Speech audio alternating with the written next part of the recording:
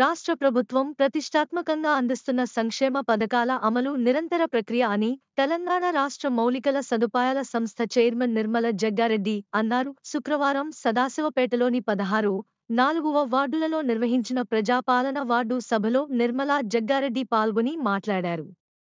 ప్రతిష్టాత్మకంగా అమలు చేస్తున్న ఇందిరమ్మ ఇండ్లు, రేషన్ కార్డులు, రైతు భరోసా, ఇందిరమ్మ ఆత్మీయ భరోసా పథకాల విషయంలో ప్రజలు ఎలాంటి ఆందోళన చెందవద్దని అన్నారు.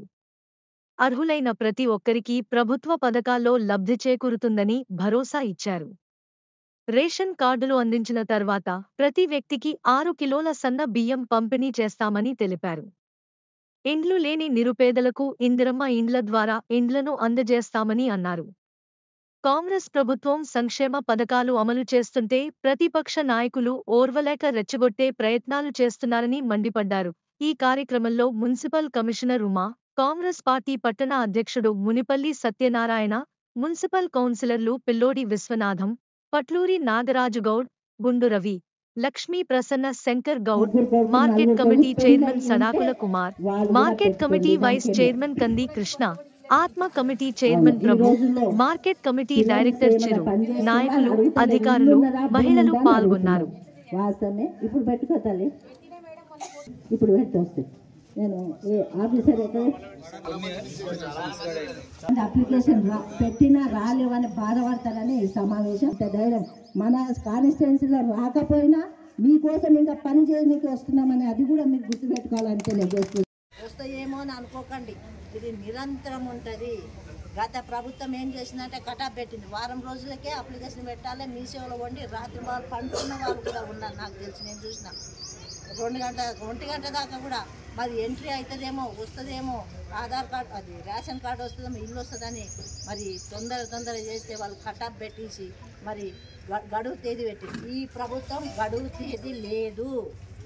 ఇప్పుడు రేషన్ కార్డు అంటే ఇప్పుడు ఎండాకాలంలో నేను కోడలు వస్తుంది, ఎంబడే పెట్టండి రేషన్ కార్డుకి. అమ్మాయి వచ్చిన కోడలు ఇప్పుడు 10 ఏళ్ళు అయినా కోడలు వచ్చింది, కోడలు పిల్లలు పుట్టినా కానీ రేషన్ కార్డు ఇవ్వలేదు గత ప్రభుత్వం 10 ఏళ్ళు కూడా. దయచేసి ఇది ఒక్కరోజుతో అయిపోయేది కాదు, ఎప్పటికీ నిరంతరం ఉంటుంది. ఎవరికి ఏది అవసరం ఉన్నా మున్సిపల్ ఒక కౌంటర్ కూడా ఉంటుంది. మున్సిపల్ ఆఫీస్కి పోయి మీరు అప్లై చేసుకోండి. మీరు ఆఫీస్కి పోలేని పరిస్థితి ఉంటే మరి గల్లీలో ఉన్న కాంగ్రెస్ పార్టీ లీడర్లు ఉంటారు, వాళ్ళ దగ్గర పోండి. తప్పకుండా మీ అందరికీ కూడా అందే విధంగా అర్హులైన వాళ్ళందరికీ గత ప్రభుత్వం ఏం చేసింది, ఆ పార్టీ ఈ పార్టీ. ఈ ప్రభుత్వం ఇందిరమ్మ ప్రభుత్వం ఏ పార్టీ అన్నది లేనుళ్ళ పార్టీ ఇందిరమ్మ పార్టీ.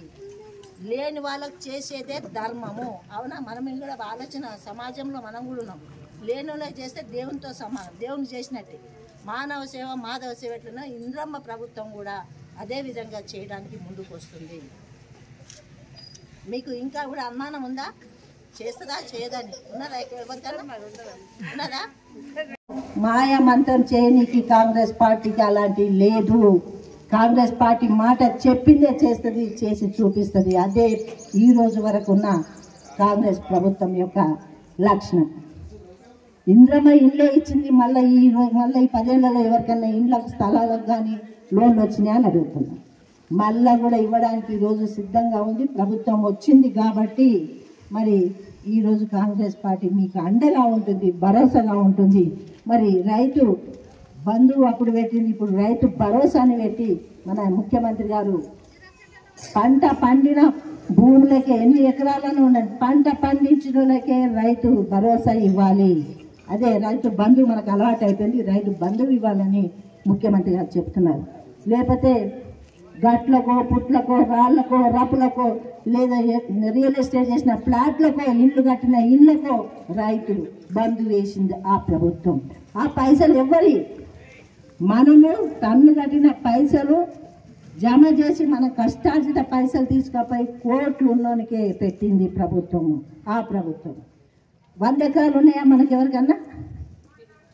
ఉన్న వాళ్ళు ఎక్కడ ఉన్నారంటే అమెరికాలో ఉన్నారు, లేదంటే హైదరాబాద్లో ఉన్నారు. వాళ్ళకు మన పైసలు పోయినాయి. కష్టం చేసిన పైసా, కూలి పైసా మనం కడితే ఆ పైసలు హైదరాబాద్ అమెరికా వాళ్ళకు పోయినాయి. ఏసీలో కూర్చొని హాయిగా వాళ్ళు కౌలు వచ్చినా ఏది వచ్చినా వాళ్ళకు చెందింది.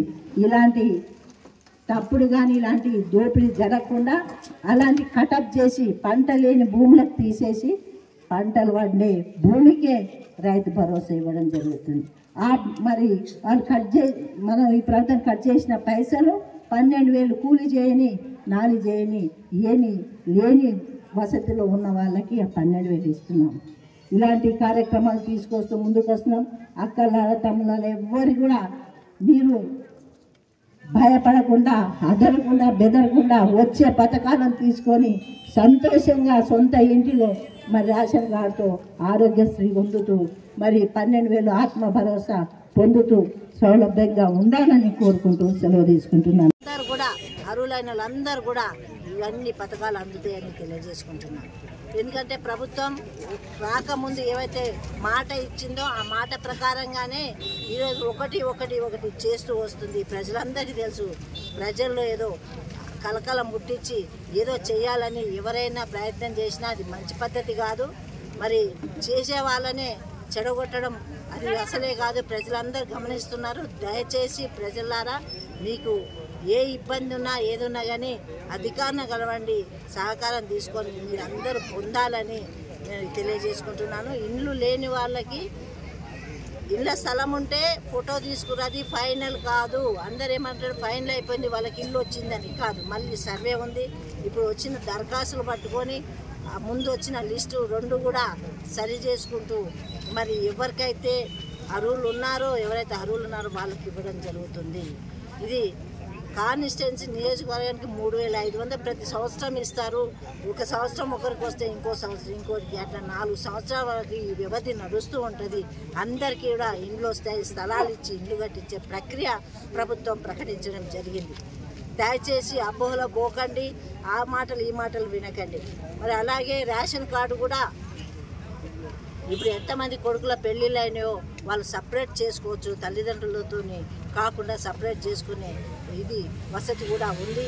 మరి అలాంటి వాటిని కూడా మీరు అందరూ సద్వినియోగం చేసుకోవాలి. అలాగే ఆత్మీయ భరోసా కార్యక్రమం కూడా ఉంది. ఒక్క రేషన్ కార్డుకు ఎవరైతే యజమాని ఉంటారో వాళ్ళకి సంవత్సరానికి 12,000 భరోసా ఇవ్వడం జరుగుతుంది. ఇలాంటి కార్యక్రమాలని మీరందరూ కూడా సద్వినియోగం చేసుకొని సుఖంగా సంతోషంగా ఉండాలని ప్రభుత్వ ఆకాంక్ష.